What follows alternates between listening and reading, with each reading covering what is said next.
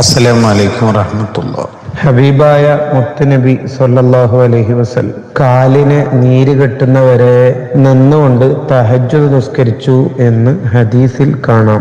ആയിഷ റളിയല്ലാഹു അൻഹയുടെ ചോദ്യം: ഒരു തെറ്റും ഇല്ലാത്ത, എല്ലാ തെറ്റിൽ നിന്നും സംരക്ഷണമുള്ള തങ്ങൾ എന്തിനാണ് ഇങ്ങനെ റിസ്ക് എടുക്കുന്നത്? അതിന് അവിടുത്തെ മറുപടി: അഫല അകൂന അബദൻ ഷക്കൂറ, ഞാനൊരു നന്ദിയുള്ള അടിമയാവണ്ടേ എന്ന്. നാം എല്ലാവരും നന്ദിയുള്ള അടിമകളാവണം.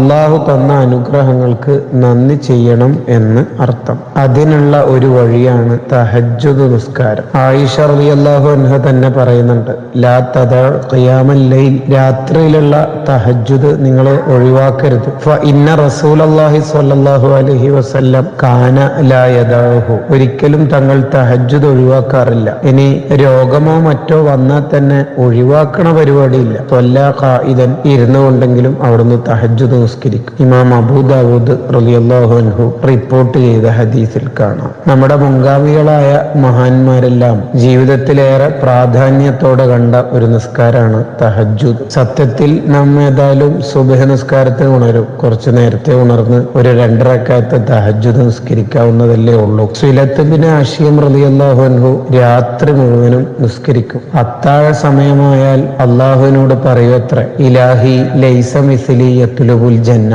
എന്നെ പോലുള്ളവരൊന്നും സ്വർഗം ചോദിക്കാൻ അർഹനല്ല. വലാകിൻ അജിർനി ബിറഹ്മതിക മിനന്നാർ, എന്നാലും നിന്റെ കരുണാ കടാക്ഷം കൊണ്ട്, റഹ്മത്ത് കൊണ്ട് നരകത്തിൽ നിന്ന് രക്ഷപ്പെടുത്തണേ എന്ന്. അവരെല്ലാം ജീവിതത്തിൽ ഏറെ പ്രാധാന്യത്തോടെ കണ്ട ഒരു ഇബാദത്താണ് തഹജ്ജുദ്. നമ്മുടെ ജീവിതത്തിലും ഉണ്ടാക്കിയെടുക്കാൻ ശ്രമിക്കേണ്ടതുണ്ട്. ഖൈറാത്തുകൾക്ക് അല്ലാഹു തൗഫീഖ് നൽകട്ടെ.